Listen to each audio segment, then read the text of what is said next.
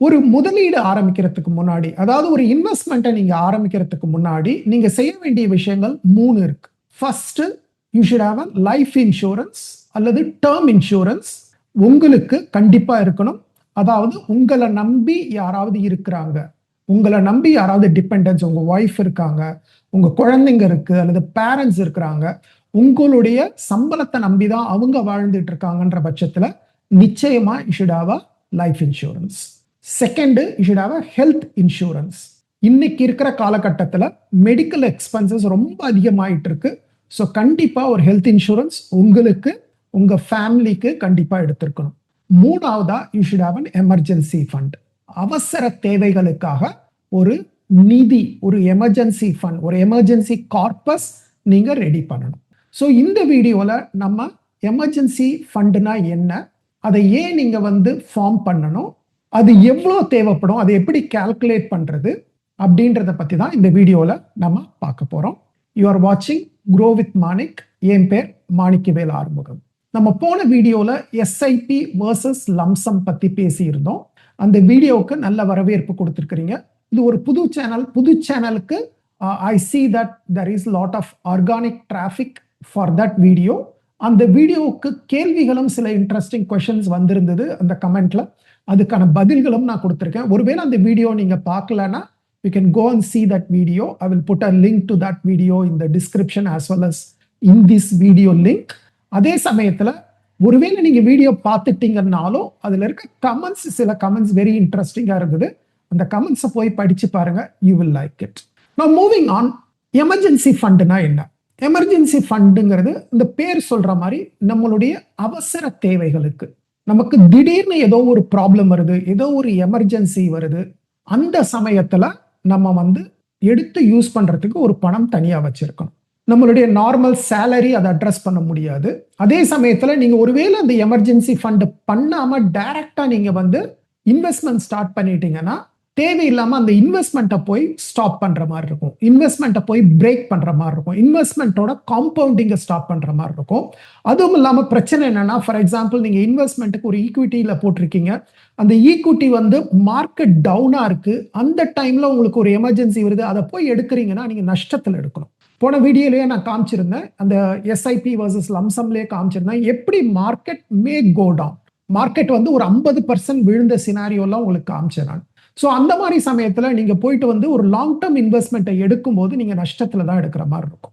அதனால it is very important, first உங்களுடைய emergency ஃபண்டை பில்ட் பண்ணிருக்க. சரி சார், இந்த எமர்ஜென்சி ஃபண்டுன்ற என்ன பர்பஸ்க்காக? எமர்ஜென்சி ஃபண்டுங்கிறது எதுக்கெல்லாம் நம்ம யூஸ் பண்ணலாம்? ஒருவேளை ஒரு மெடிக்கல் எமர்ஜென்சி இருக்கு, உங்களுக்கு உடம்பு சரியில்லாம போகுது, அவங்க ஃபேமிலியில இருக்கவங்க யாருக்கும் உடம்பு சரியில்லாம போகுது, அவங்கள ஹாஸ்பிட்டலைஸ் பண்ணணும், அல்லது ஒரு ஆக்சிடென்ட், அல்லது கோவிட் மாதிரி ஒரு சிச்சுவேஷன், இந்த மாதிரி ஏதாவது மெடிக்கல் எமர்ஜென்சிஸ் இருந்ததுன்னா யூ கேன் யூஸ் இட். ஒருவேளை உங்களுக்கு unfortunately you lose your job, ஏதாவது உங்க கம்பெனியில லே ஆஃப் நடக்குது, ஒரு 2 மாசம் 3 மாசத்துக்கு சேலரி வராது, புதுசா நீங்க கம்பெனி மாறுறதுக்குள்ள there is a break, அந்த டைம்ல you can use the emergency fund. உங்களுடைய வேலை உங்களுடைய காரையோ பைக்கையோ நம்பி இருக்குன்னு வச்சுப்போம். சே ஃபார் எக்ஸாம்பிள் நீங்க ஒரு சேல்ஸ் பர்சன், உங்களுக்கு பைக் ரொம்ப ரொம்ப அவசியம். அப்படி இருக்கும்போது உங்களுடைய பைக் சடனா பிரேக் டவுன் ஆகுது, நீங்க ஒர்க் ஷாப்புக்கு எடுத்து போறீங்க, அவர் திடீர்னு இப்ப சரி பண்ணணும்னா 10,000 ரூபாய் செலவாகும்னு சொல்றாரு. ஸோ இது ஒரு எமர்ஜென்சி. உங்க வீட்டில் ஏதோ ப்ராப்ளம், செவத்துல கை வச்சீங்கன்னா எலக்ட்ரிக் ஷாக் அடிக்குது, அல்லது வீடு ஒழுகுது, மழை காலம் வரப்போகுது. ஸோ இந்த மாதிரி ஒரு எமர்ஜென்சி வரும்போது நம்ம இதெல்லாம் எதிர்பார்த்திருக்க மாட்டோம், இதுக்குன்னு பிளான் பண்ணியிருக்க மாட்டோம். ஸோ இந்த மாதிரி எமர்ஜென்சி வரும்போது யூஸ் பண்றதுக்கு தான் இந்த emergency fund.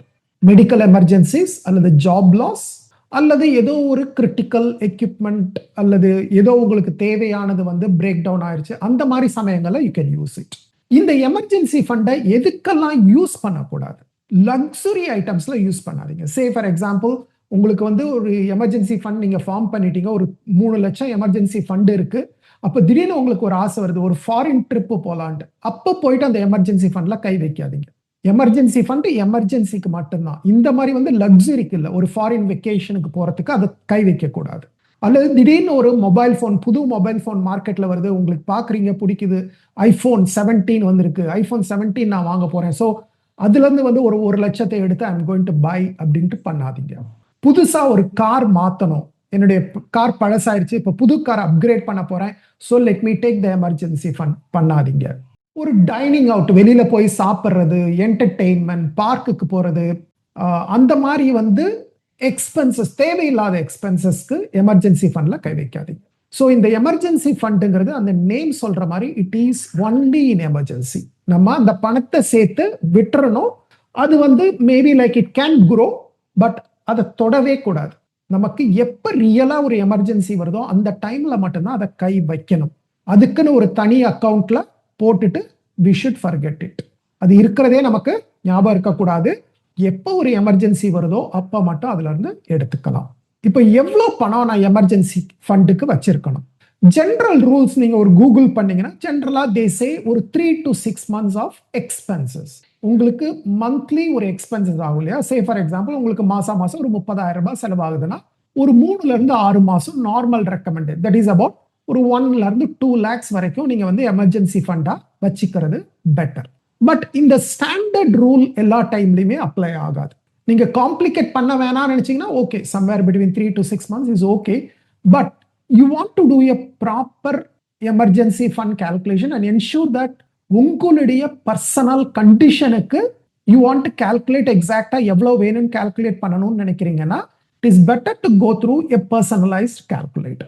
So in the video I am going to show you a personalized calculator which I have developed in Excel. So I am going to show you that அதை எப்படி use பண்ணலாம் I will show you.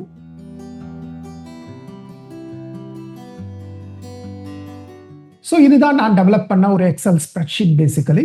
இதுல step 1 என்னன்னா உங்களுடைய monthly essential expenses எவ்வளோன்னு calculate பண்ணுங்க. Essential expenses, எசென்ஷியல்னு நான் சொல்லும்போது I'm not talking about right நீங்க வாரம் வெளியில போய் சாப்பிடுறது, அது வந்து ஒருவேளை எமர்ஜென்சி உங்களுக்கு வேலை போயிருச்சுன்னா அந்த வெளியில போறதெல்லாம் ஸ்டாப் பண்ணிட்டு நீங்க வீட்லயே சாப்பிட்டுட்டு இருக்கலாம். So that is not essential. நீங்க ஒரு எமர்ஜென்சி வந்துருச்சு, சேலரி வரல, then you can cut down all your OTT, Netflix, Sun TV, whatever, right? You can cut down all those. அது தேவையில்லை. ஷாப்பிங் போக வேண்டிய அவசியம் இல்லை. லக்ஸரி ஷாப்பிங் நார்மல் ஷாப்பிங் போகலாம், luxury shopping can be avoided. So இந்த essential monthly expenses என்னங்கிறத வந்து you have to write down. Okay, say for example இப்போ நீங்க ஒரு ரெண்ட்டுக்கு இருக்கிறீங்க, ரெண்ட்டுக்கு 25,000 rupees கொடுக்குறீங்கன்னா enter 25,000 rupees per month monthly expenses.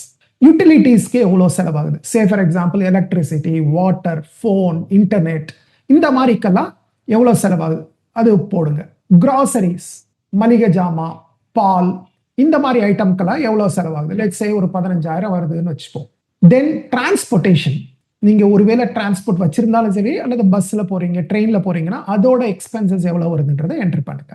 Insurance premium, நீங்க health insurance, life insurance, vehicle insurance, இந்த மாதிரி இன்சூரன்ஸ் வந்து பே பண்றீங்கன்னா அதோட cost on an average monthly எவ்வளவு வருதுன்றதையும் என்ட்ரி பண்ணிக்கங்க. டிபெண்டன்ட் இருந்தாங்கன்னா எஜுகேஷன், ஸ்கூல் ஃபீஸ் எவ்வளவு ஸ்பெண்ட் பண்றீங்க அது மந்த்லி வருதா, மந்த்லி ஆவரேஜ் போட்டுக்கோங்க. டிபெண்டன்ட் சப்போர்ட், சில்ட்ரன், பேரண்ட்ஸுக்கு என்ன செலவாகுது, வேற ஏதாவது இஎம்ஐ கட்டிட்டு இருக்கிறீங்களா? இஎம்ஐன்றது வந்து இங்க வந்து பர்சனல் லோன், கிரெடிட் கார்டு அது போட்டிருக்கேன் நான். ஹவுசிங் லோன் ஆல்ரெடி இங்க போட்டுட்டேன். நீங்க சொந்த வீடா இருந்ததுன்னா இஎம்ஐ, இல்ல இன்ட்ரெஸ்ட் கட்டிட்டு இருக்கீங்கன்னா இன்ட்ரெஸ்ட். ஓகே, இது இல்லாம ஹெல்த் கேர், மெடிக்கல் மெடிசின்ஸ் ஏதாவது ரெகுலரா வாங்கிட்டு இருக்கீங்க, மந்த்லி வந்து நான் வந்து ஒரு 1000 ரூபாய்க்கு மெடிசின் வாங்குறேன், 2500 ரூபாய்க்கு மெடிசின் வாங்குறேன்னா you can enter that here. வேற ஏதாவது மிஸ்செலேனியஸ் நான் எதுவும் விட்டுட்டேன்னா அதையும் நீங்க ஆட் பண்ணிக்கலாம். எதெல்லாம் உங்களுக்கு அப்ளிகபிளோ you can enter it, right? நான் ஒரு ஸ்டாண்டர்ட் லிஸ்ட் கொடுத்துருக்கேன். சே ஃபார் எக்ஸாம்பிள் நான் போட்டதுல எனக்கு வந்து மந்த்லி 51,000 எசென்ஷியல் எக்ஸ்பென்சஸ் வருதுன்னு வச்சுப்போம். இது வந்து ஃபர்ஸ்ட் ஸ்டெப். ஃபர்ஸ்ட் ஸ்டெப் உங்களுக்கு மந்த்லி எசென்ஷியல் எக்ஸ்பென்சஸ் எவ்வளவு வருதுங்கிறத வந்து you have to calculate. Second step வந்து உங்களுடைய ரிஸ்க் என்ன, what are your risk factors. For example job stability, நான் வந்து மொத்தம் ஒரு 6 ரிஸ்க் ஃபேக்டர்ஸ் கொடுத்துருக்கேன். இந்த 6 ரிஸ்க் ஃபேக்டர்ஸ்க்கும் நீங்க வந்து ஆன்சர் பண்ண ஒரு ரிஸ்க் ஸ்கோர் வரும். அந்த ரிஸ்க் ஸ்கோரை வச்சு we will calculate how much money is needed. Say take for example job stability. Let us say நீங்க ஒரு நல்ல ஜாப்ல இருக்கீங்க, ஒரு கவர்மெண்ட் ஜாப்ல இருக்கீங்க அல்லது ஒரு பெரிய லார்ஜ் கம்பெனில இருக்கிறீங்க. அந்த கம்பெனில job is secure, job security எல்லாம் பிரச்சனை இல்லைன்னா you can select this one. So இப்போ ரிஸ்க் ஸ்கோர் பார்த்தீங்கன்னா 0 வந்துருச்சு. ஏன்னா உங்களுக்கு நல்ல ஸ்டேபிள் ஜாப் இருக்கு, நீங்க ஒன்றும் பிரச்சனை இல்லை. அதே மாதிரி in case of job loss, இந்த பர்டிகுலர் கேஸ்ல நான் கவர்மெண்ட் ஜாப் செலக்ட் பண்ணிட்டேன், எனக்கு வந்து ஸ்டேபிள் ஜாப்ன்றப்ப I can select unlikely to lose job, then there is no risk. ரெண்டு கேஸ்லயும் 0 வந்துருச்சு. நம்பர் ஆஃப் டிபெண்டன்ஸ் எவ்வளோன்னு செலக்ட் பண்ணுங்க. Say for example I have 1 to 2 டிபெண்டன்ஸ்னா ஐ கேன் செலக்ட் 1 to 2. இல்ல 2 பேருக்கு மேல இருக்கிறாங்கன்னா I can select 2 plus dependents. அது மாதிரி வந்து you select how many dependents are there. Okay, for this example I select 1 to 2 dependents. அடுத்து ரொம்ப முக்கியமானது லைஃப் இன்சூரன்ஸ் இருக்கா உங்களுக்கு. ஏன்னா ஒருவேளை உங்களுக்கு லைஃப் இன்சூரன்ஸ் இல்லைன்னா it is going to affect your family, ரைட்டா?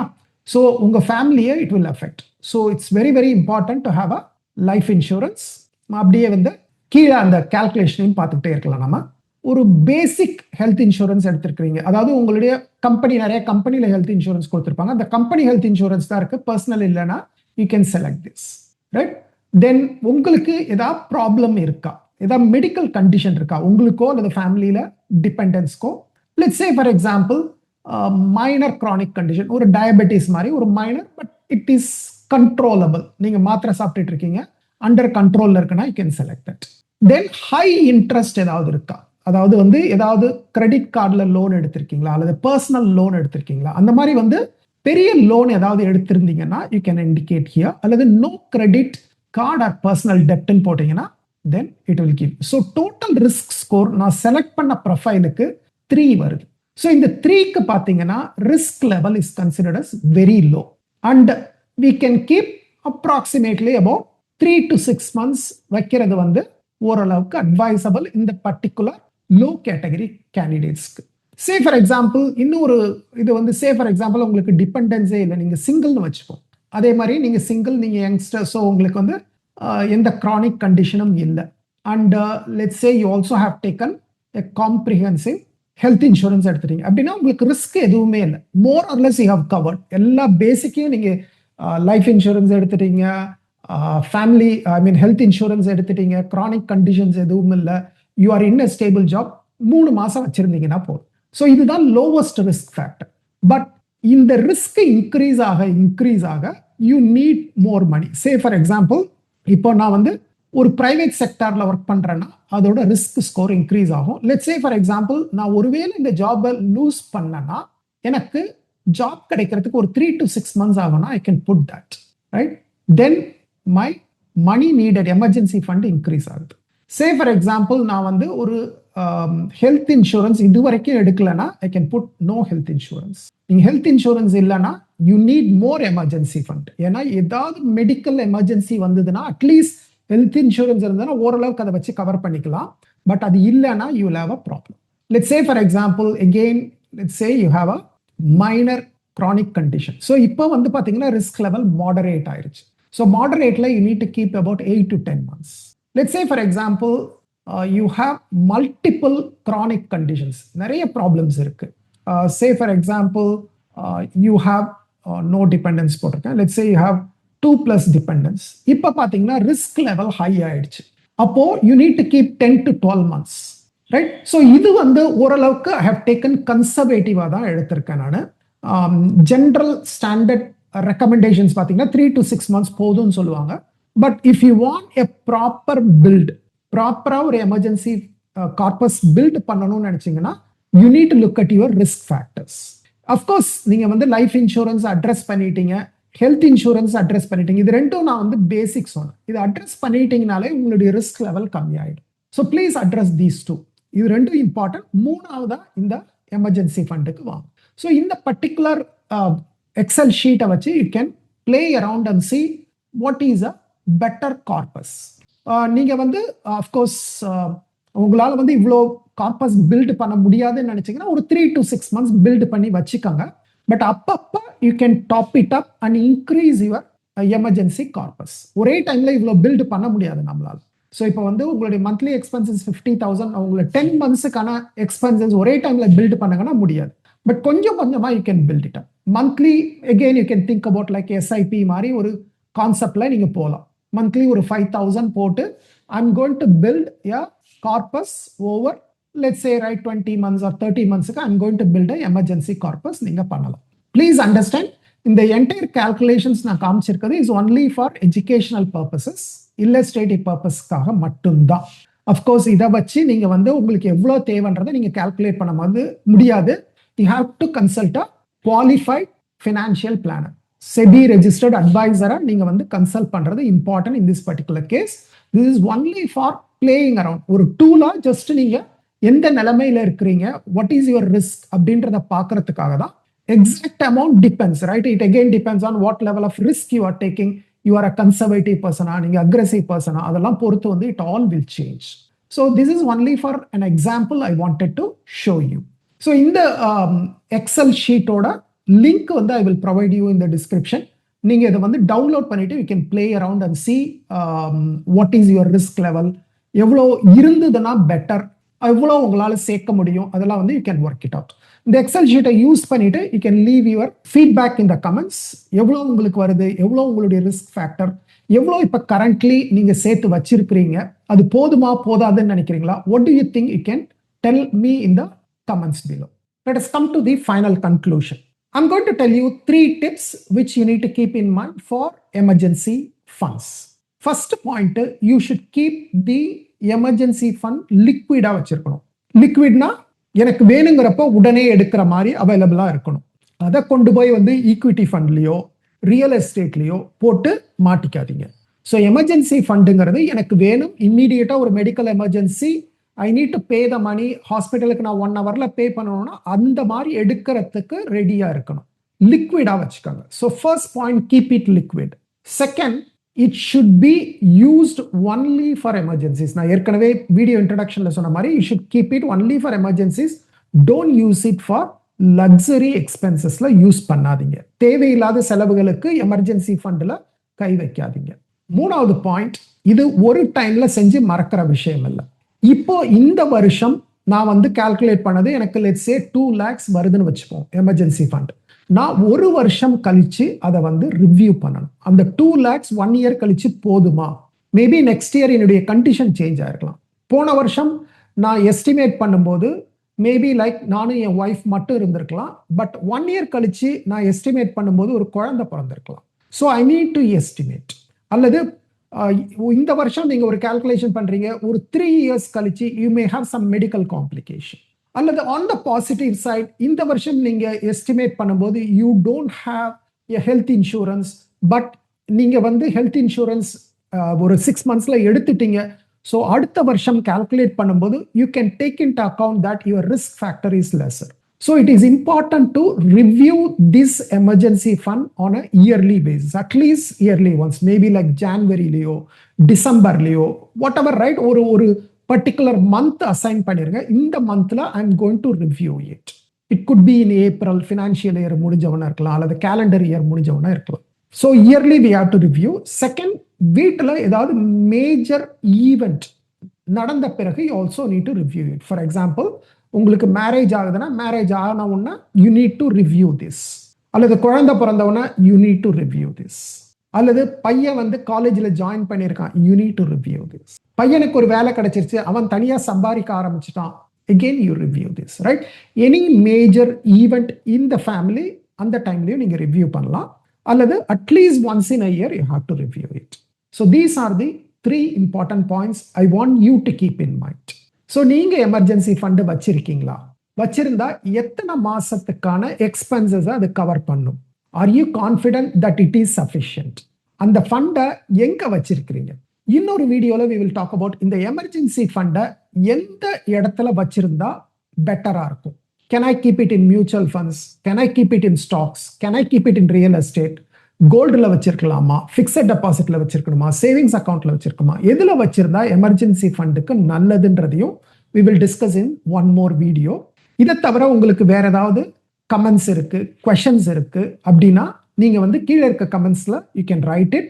நான் எல்லா கமெண்ட்ஸையும் நார்மலா படிப்பேன். most of the comments I also reply. all these discussions ஃபினான்ஸை பொறுத்த வரைக்கும் எல்லாமே பர்சனலைஸ்ட். ஸோ ஓரளவுக்கு நம்ம ஜெனரிக்கா பேசினாலும் நிறைய வந்து பர்சனலைஸ்ட். ஒவ்வொருத்தருக்கும் கண்டிஷன் டிஃபரெண்டா இருக்கும். முடிஞ்ச அளவுக்கு I will do my best. Thank you. Bye bye.